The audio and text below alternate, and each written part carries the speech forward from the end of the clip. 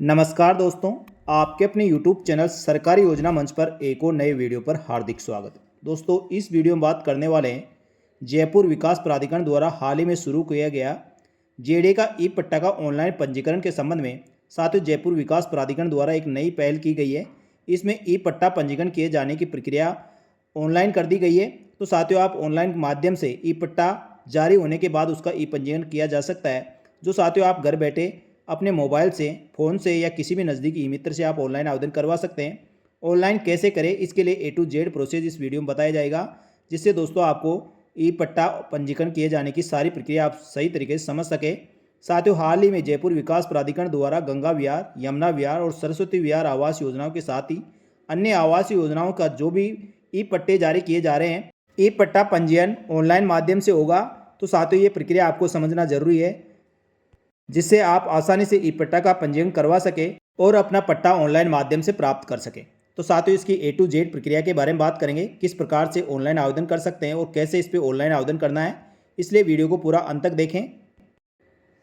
साथ ही जयपुर विकास प्राधिकरण द्वारा आप किसी प्रकार के भी ई पट्टे जारी किए जाएंगे, उनका पंजीकरण व मुद्रांक विभाग द्वारा संचालित ई पोर्टल के माध्यम से पट्टाधारक द्वारा ई पट्टा पंजीकरण किए जाने की प्रक्रिया इसमें बताई गई है। तो साथ ही पूरी गाइडलाइन और पीपीटी बताई गई है, इसमें किस प्रकार से आप ऑनलाइन आवेदन कर सकते हैं और किस प्रकार से सारी प्रक्रिया रहेगी उसकी जानकारी है।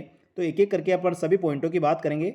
सबसे पहले दोस्तों, जयपुर विकास प्राधिकरण के अधिकारी द्वारा ई पट्टा पर ई साइन करने के उपरांत आवेदकों के मोबाइल नंबर पर एसएमएस के माध्यम से ई पट्टा रजिस्ट्रेशन करवाने हेतु सूचित किया जाएगा। यानी साथियों, आपका ई पट्टा जारी करने के बाद आपके मोबाइल नंबर पर दोस्तों मैसेज करके आपको बता दिया जाएगा कि आपके ई पट्टे का पंजीकरण करवाना है। उसके पश्चात नंबर 2, तत्पश्चात आवेदक के पास जैसे ही दोस्तों मैसेज आता है, उसके पश्चात पट्टाधारक को ई पंजीयन पोर्टल पर, जिसके वेबसाइट का नाम है www.epanjiyan.rajasthan.gov.in, इसके माध्यम से दोस्तों आपके ई पट्टे का रजिस्ट्रेशन है तो आपको ऑनलाइन आवेदन करना होगा। वेबसाइट को आप नोट कर ले, इसी पे आपके ई पट्टे का पंजीकरण करवाने है तो आपको आवेदन करना होगा, जो आप घर बैठे अपने मोबाइल, लैपटॉप या किसी भी नज़दीकी मित्र से करवा सकते हैं। साथ ही दोस्तों नंबर 3, ई पंजीयन पोर्टल के माध्यम से पट्टाधारक स्वयं नीचे दर्शित स्क्रीनशॉट के अनुसार संपत्ति का मूल्यांकन कर क्लिक करके ई पट्टे का पंजीकरण के लिए ऑनलाइन आवेदन आपको प्रस्तुत करना होगा। तो साथियों, इस प्रकार ई पंजीयन की वेबसाइट खुलेगी। इस प्रकार का पूरा प्रोसेस है। सबसे पहले आवेदक को अपना यूजर नेम और पासवर्ड क्रिएट करना होगा, यानी लॉगिन आईडी बनानी होगी। उसके बाद दोस्तों लॉगिन आईडी बनाने के बाद, लॉगिन करने के बाद दोस्तों इस प्रकार का पेज आपके सामने होगा। इसमें नंबर 4, पट्टाधारक स्वयं के रजिस्टर्ड मोबाइल नंबर से ई पंजीयन पर लॉगिन कर पट्टा आईडी और प्रॉपर्टीज आईडी जो जयपुर विकास प्राधिकरण से प्राप्त होगी, उससे आप आवेदन कर सकते हैं। साथ ही इस प्रकार आपकी प्रॉपर्टी के मूल्यांकन करने के लिए आपको सबसे पहले प्रॉपर्टी आईडी और अपना मोबाइल नंबर डालना होगा। कैप्चा कोड डाल के उसका आप मूल्यांकन कर सकते हैं। साथ ही इसके बाद आगे की प्रक्रिया करनी होगी, जो नंबर 5 में दी गई है। इसमें लॉगिन होने के पश्चात नीचे दर्शित स्क्रीनशॉट के अनुसार पट्टेदारों को सभी सूचनाएं सही से और सटीक इंदराज करना होगा। यानी साथियों, इस प्रकार का एक फॉर्म खुलेगा, उसमें सारी डिटेल आपको सही से भरनी है। उसके बाद नंबर 6, ऑनलाइन सिस्टम के जरिए ईपीआर ई पट्टा संबंधित सभी दस्तावेज और सूचनाएं ओटीपी से वेरीफाई पश्चात भेज की जाएगी, जिसमें निम्न दस्तावेज प्रदर्शित होंगे।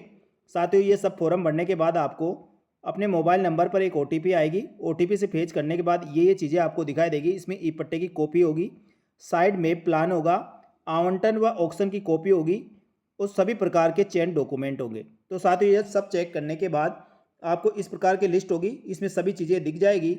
इसके बाद नंबर 7, कैलकुलेट स्टाम्प ड्यूटी द्वारा स्टाम्प की गणना की जाएगी, यानी कितने का इसमें स्टाम्प लगेगा। तो साथियों, ये कैलकुलेट आपके पास फॉर्म आ जाएगा। इसमें सारी डिटेल भरने के बाद ऑटोमेटिक राशि आ जाएगी, कितनी स्टाम्प ड्यूटी आपकी प्रॉपर्टी पर लगेगी।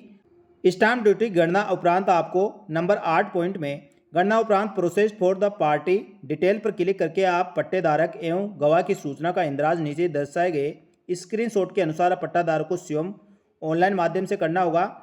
यहाँ पर साथियों, आपके जो गवाह और उससे संबंधित आपको डिटेल डालनी होगी। यहाँ 2 गवाहों की डिटेल डालने के बाद साथियों आपको इसको आगे के प्रोसेस करना होगा।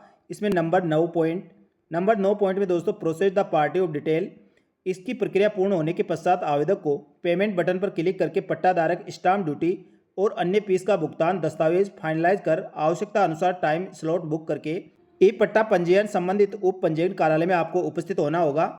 यानी साथियों, आपको स्टाम्प ड्यूटी जो शुल्क बनी है उसके साथ जो भी शुल्क लगने वाली है उसकी पूरी फीस का पेमेंट करना है और उसके बाद एक स्लॉट बुक करना है। कब आपका दोस्तों ई पट्टा पंजीयन हेतु आपको स्लॉट दिया जा रहा है, उस दिन आपको संबंधित उप पंजीयन कार्यालय में उपस्थित होना है। इस 10 number point time slot book पर पट्टा धारक ई पट्टा पंजीयन के लिए नीचे दर्शाए गए स्क्रीनशॉट के अनुसार संबंधित उप पंजीयन कार्यालय में उपस्थित होना सुनिश्चित करेंगे। यहाँ पर आवेदक को दोस्तों जिस दिन आपका टाइम स्लॉट बुक हुआ है उस उप पंजीयन कार्यालय की डिटेल आ जाएगी, तो उस कार्यालय में आपको उपस्थित होना है।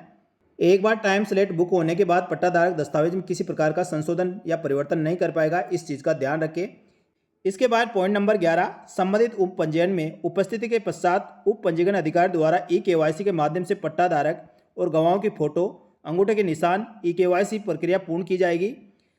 तो साथियों, आप जिस दिन उपस्थित हो अपने गवाहों के साथ और स्वयं उपस्थित हो और उप पंजीयन कार्यालय में आवश्यक कार्रवाई करवाए, जिसमें ई-केवाईसी के माध्यम से पट्टाधारक और गवाहों की फोटो और अंगूठे का निशान, ई-केवाईसी की प्रक्रिया पूर्ण की जाएगी। ये सब प्रक्रिया पूर्ण होने के बाद ई पट्टा एंड एंडोर्समेंट प्रति संबंधित उप कार्यालय से प्राप्त करना सुनिश्चित करें। यानी साथियों, आप अपना ई पट्टा उप पंजीयन कार्यालय से प्राप्त कर ले। साथ के साथ दोस्तों आपको ई पट्टा प्रिंट करके दे दिया जाएगा। इस प्रकार साथियों ई पट्टा जारी करने और उसका पंजीकरण करवाने की पूरी प्रक्रिया जयपुर विकास प्राधिकरण द्वारा ऑनलाइन माध्यम से कर दी गई है। तो साथियों ई पट्टा पंजीकरण करने के लिए आवश्यक रूप से सभी कार्रवाई दोस्तों इस गाइडलाइन के अनुसार करें और यह करने के बाद अपने गवाहों के साथ उपस्थित होकर अपना ई-केवाईसी करवाए और दोस्तों हाथों हाथ अपना ई पट्टा ले सकते हैं। तो साथियों, ये थी जयपुर विकास प्राधिकरण द्वारा सभी प्रकार के ई पट्टों का पंजीकरण मुद्रांक विभाग द्वारा संचालित ई पोर्टल के माध्यम से पट्टाधारकों को ई पट्टा पंजीयन करने की पूरी प्रक्रिया। हाल ही में साथियों, जयपुर विकास प्राधिकरण द्वारा जिन आवास योजनाओं की लॉटरी निकाली गई है उन सभी आवास योजनाओं के ई पट्टे जारी होंगे और ई पंजीयन इसी माध्यम से होंगे। साथ ही सरकार की अन्य योजनाओं की भी जो जयपुर विकास प्राधिकरण द्वारा ई पट्टे जारी किए जा रहे हैं उनके प्रोसेस भी ई पंजीयन का इसी प्रकार रहने वाला है। तो आपको दोस्तों इसके अनुसार ही पंजीकरण कराना होगा और अपना ई पट्टा प्राप्त करना होगा। तो साथियों, ये थी ई पट्टा पंजीकरण करवाए जाने के संबंध में महत्वपूर्ण अपडेट। ये जानकारी अच्छी लगी तो वीडियो को लाइक जरूर करें और इसी प्रकार की जानकारियों के लिए हमारे यूट्यूब चैनल सरकारी योजना मंच को सब्सक्राइब करके रखें। साथ ही बेल आइकन प्रेस कर ले, जिससे प्रकार सरकारी योजनाओं की जानकारी आपको तुरंत प्रभाव से मिल सके। तो साथियों, इस वीडियो में इतना ही। जल्दी मिलेंगे एक और नई महत्वपूर्ण सरकारी योजना की जानकारी लेकर। तब तक के धन्यवाद। जय हिंद, जय भारत।